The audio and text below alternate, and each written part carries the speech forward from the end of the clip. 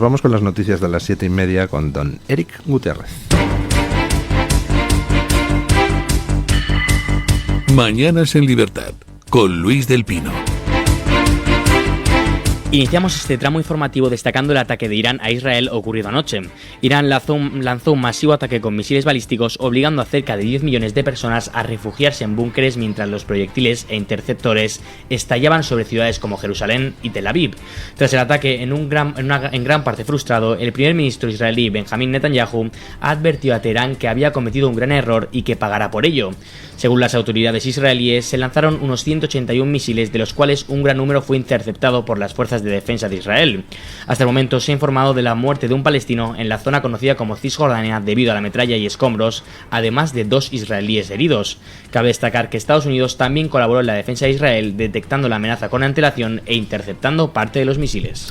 181 misiles balísticos ha lanzado Irán. Se ha concentrado esta vez en usar misiles balísticos, dado que los misiles que van más a ras de tierra no demostraron efectividad en el ataque anterior por saturación contra Israel, y tampoco demostraron efectividad los drones. Así que esta vez han ido con misiles balísticos que eran simplemente explosivos, pero ya saben ustedes que los misiles balísticos pueden en cualquier momento adaptarse para transportar una carga nuclear. Imaginen ustedes a Irán con armamento nuclear. Lo de ayer habría sido, en fin, pues un auténtico caos, un infierno nuclear. Por eso es importante que Irán no tenga armas nucleares, bombas nucleares, precisamente porque la tecnología para transportarlas, los misiles balísticos, la domina perfectamente. Bueno, los misiles balísticos, los 181, no causaron daños personales a ningún ciudadano de Israel, más allá de 2 heridos. El único muerto, irónicamente, fue un palestino de Cisjordania, al que le cayó metralla de uno de los misiles destruidos en el aire por la cúpula de hierro israelita. O sea que, en fin, no fue un ataque particularmente exitoso, todo lo contrario. Fíjense en una cosa importante. ¿Por qué no hubo bajas civiles israelíes? Pues porque toda la población, por recomendación del gobierno, se había refugiado en los búnkeres que tienen contra bombas. Fíjense la diferencia fundamental. Cuando hay un ataque contra Israel, el gobierno mete a la población civil en los búnkeres. Hay una colección de búnkeres repartidos por todo Israel, refugios frente a bombardeos. El gobierno mete a la población civil en los búnkeres y los militares se quedan arriba para tratar de responder al ataque. Cuando Israel ha atacado Gaza, los que se meten en los túneles son los terroristas de Hamás y a la población civil la dejan arriba para sufrir las consecuencias del ataque. ¿Se dan ustedes cuenta de la diferencia fundamental que hay entre Israel y el terrorismo de Hamás, que ha gobernado la Franja de Gaza desde el año 2007? Tremenda diferencia, oigan.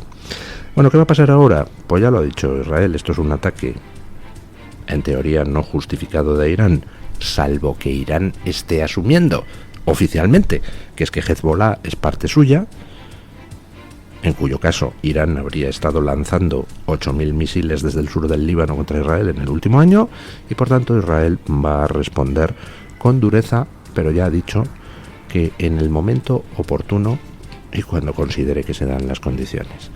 Es decir, Israel no va a lanzar ahora, a menos que lo considerara oportuno, unos cuantos misiles a Irán.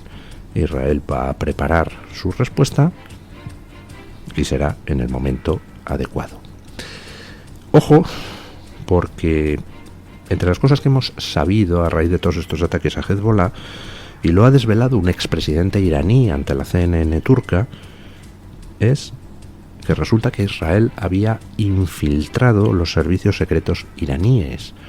Resulta que el jefe del servicio de contrainteligencia iraní, que tenía que luchar contra la inteligencia israelí, había sido captado por el Mossad junto con 20 de sus agentes.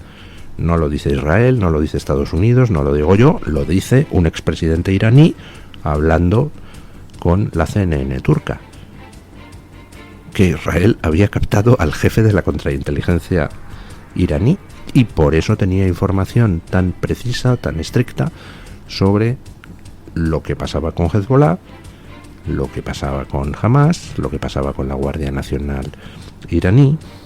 Y ahora, pues me imagino que toda la inteligencia recabada a lo largo de los años le servirá a Israel para diseñar su contraataque. No hace falta ser muy listo para imaginar que Israel, pues hombre, intentará dañar ese programa nuclear iraní, aunque solo sea porque la perspectiva, como ya he dicho antes, de que Irán disponga no solo de misiles balísticos, sino de misiles balísticos con carga nuclear, es suficientemente aterradora. Pero, hablando de cosas aterradoras, pues a mí me resulta aterrador que Irán, que ayer atacó a Israel, alabara a Sánchez también ayer. La agencia de noticias de la República Islámica de Irán, portavoz oficial del régimen iraní, ha publicado un artículo en el que ensalza al presidente del gobierno español. El artículo elogia a Pedro Sánchez destacando su postura crítica ante lo que describe como una escalada bélica de enorme gravedad en alusión a Israel. Según la agencia oficial de noticias, las declaraciones de Sánchez lo posicionan como un líder occidental alineado, al menos en parte, con la tesis del régimen iraní. Qué bonito, ¿verdad? ¿Hay algún terrorista, asesino, torturador, secuestrador que no alabe a Sánchez? Me imagino que en la habitación de Sánchez irá colocando, coleccionando lo que son las alabanzas de sus amigos, ¿no? Las alabanzas de Hamas hace algunos meses, las de ayer de ese Irán que acaba de atacar a Israel con 181 misiles balísticos. A mí me avergonzaría que gente que son terroristas, porque Irán es un estado patrocinador del terrorismo, me alabe. Pero vamos, teniendo en cuenta que Sánchez ha liberado ayer, 8 años antes de lo previsto, a uno de los asesinos de Fernando Buesa, el socialista Fernando Buesa, pues oye, ¿será que es que a Sánchez le mola la cosa terrorista? Se siente a gustito con los que se dedican a matar a los demás para imponer su agenda política. Hay algunos aspectos políticos ya, en fin, un poquito más duros, porque Irán es ese país donde a los homosexuales se les castiga con la pena de muerte, ¿no? Y donde de hecho pues no hace demasiados años que se ha producido la última ejecución de un homosexual colgándole de una grúa. Es ese país donde se mata a las mujeres a palos por no llevar puesto el velo. Bueno, pues ese país alaba a Pedro Sánchez, el gran feminista y defensor de las mujeres. Por supuesto, Sánchez ni es feminista ni es defensor de las mujeres, y la prueba la tienen en las legislaciones que ha sacado Pedro Sánchez adelante en España. Ley del solo sí es sí para soltar a violadores, leyes trans para invisibilizar a las mujeres. Bueno, luego, que haya ingenuos que se crean que es que la izquierda progre es feminista, es su problema. La izquierda progre es esa izquierda a la que alaba el régimen de Irán. Recordemos que a un Pablo Iglesias el régimen de Irán le financiaba. Pablo Iglesias tenía un programa por el que cobraba en la televisión pública iraní. Pedro Sánchez, pues recibiendo halagos de los terroristas de Hamas, títeres de Irán y del propio régimen iraní. Pues nada, qué bien. Que caigan ya todas las máscaras.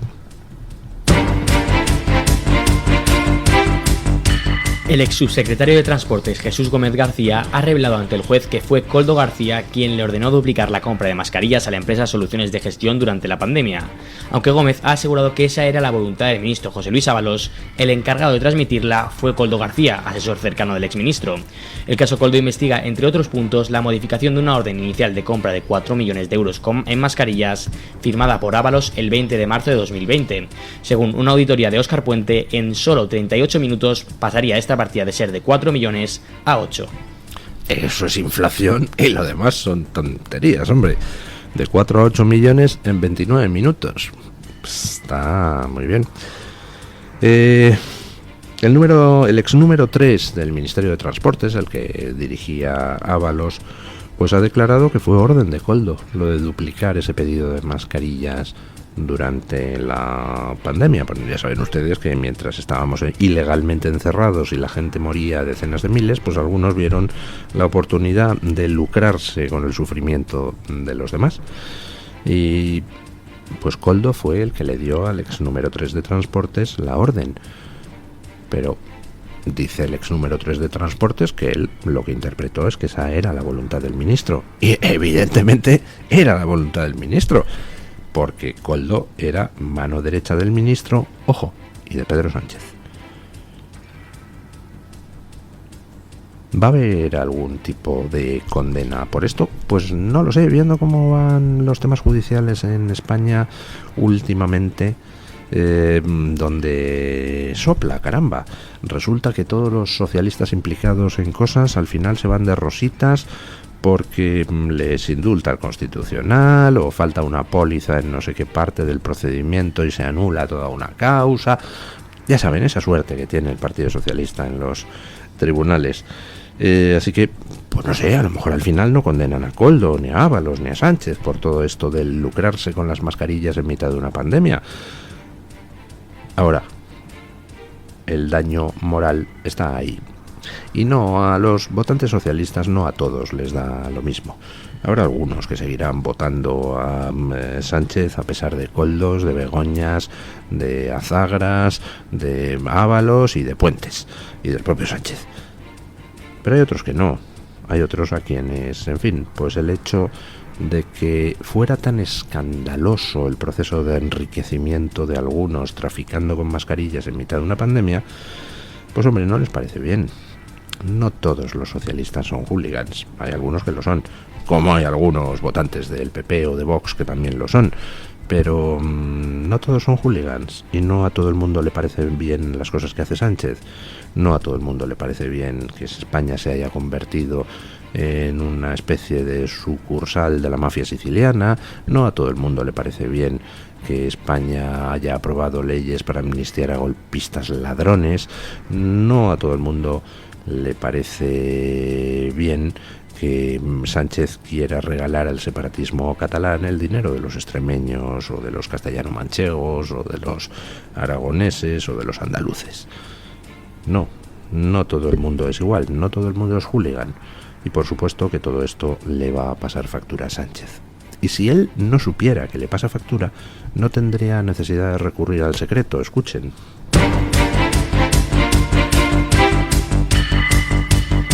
El gobierno de Pedro Sánchez ha recurrido a la Abogacía del Estado para bloquear el acceso a información clave relacionada con el caso Begoña Gómez. En concreto, se trata de la documentación presentada en 2020 por la empresa InnovaNext, propiedad de Juan Carlos Barrabés, para optar a contratos millonarios del ente público Red.es, que resultaron en una adjudicación de 10 millones de euros. Según OK Diario, el director general de Red.es, Jesús Herrero Poza, ha firmado una resolución denegando el acceso a esos documentos y sugiriendo que, en caso de disconformidad, se recurra a los tribunales. Red.es justifica la negativa afirmando que los documentos solicitados no son simples anexos del proceso judicial, sino que tienen valor probatorio propio al contener datos verificables. O sea, un procedimiento que está siendo escrutado judicialmente. Se escudan en que está siendo escrutado judicialmente para no responder a las solicitudes de información efectuadas a través del sistema de transparencia. Como está bajo secreto como está investigado judicialmente, pues no podemos... Perdón, es un documento público, es una adjudicación pública. Esté o no en cursa en un procedimiento judicial, usted tiene la obligación de publicarlo. Entonces, dice el gobierno de Sánchez que no, que es secreto. Y que si alguien no está de acuerdo, que recurra a la justicia. No. Aparte de recurrir a la justicia, yo sugiero al Partido Popular y a Vox que hagan otra cosa, que es que pongan inmediatamente en conocimiento de la Unión Europea, de todos los órganos de la Unión Europea, que Sánchez se niega a publicar el expediente relativo a un contrato de 10 millones de euros de dinero de la Unión Europea. ¿Para qué recurrir a la justicia española? ¿Para que esté 14 años para luego darle la razón por algún defecto de forma al PSOE? No, hombre, no. A la Unión Europea, que es quien ha puesto la pasta de esto. ¿Qué dice el gobierno de Sánchez? Que 10 millones que ustedes le han dado, no piensa publicar el expediente de por qué se los dio a la empresa de Barrabés. Ya sé que Sánchez es el mayordomo de las von der Leyen de turno y eso, pero por tocar un poquillo las pelotillas, ¿no? En fin, y mientras tanto, pues ya saben ustedes que si Orbán se niega a que entren inmigrantes que puedan ser un peligro para su país en Hungría, Orbán es un fascista. Pero resulta que Alemania ha implantado controles de fronteras para impedir que entre quien considere el gobierno alemán que es un peligro a territorio alemán. Y oiga, aquí no pasa nada, escuchen. Alemania ha detectado e impedido la entrada ilegal de casi 2.500 personas desde que el gobierno de Olaf Scholz amplió los controles a todas las fronteras terrestres hace 2 semanas. Desde ese total, más de 1.500 personas fueron expulsadas tras haber ingresado de manera irregular y a 69 se les prohibió el acceso futuro al país.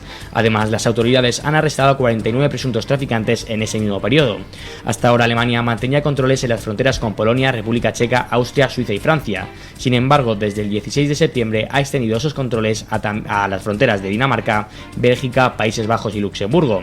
Esta medida, inicialmente prevista para 6 meses, refleja la creciente preocupación por la inmigración irregular, aunque en la frontera con Austria los controles llevan ya en vigor desde 2015.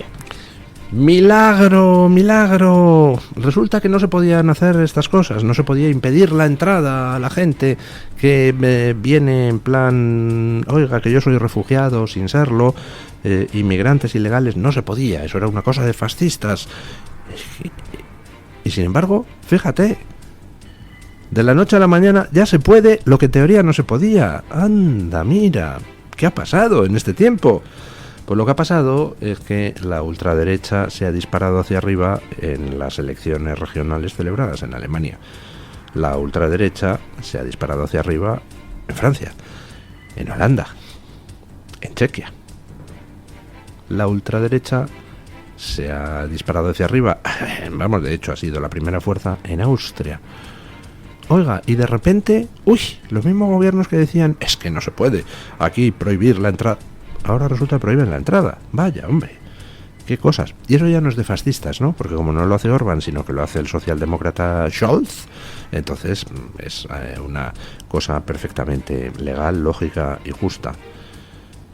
¿Cómo no va a estar a la gente hasta las narices viendo cómo la ley se ha convertido en algo que básicamente es la voluntad del tío de arriba?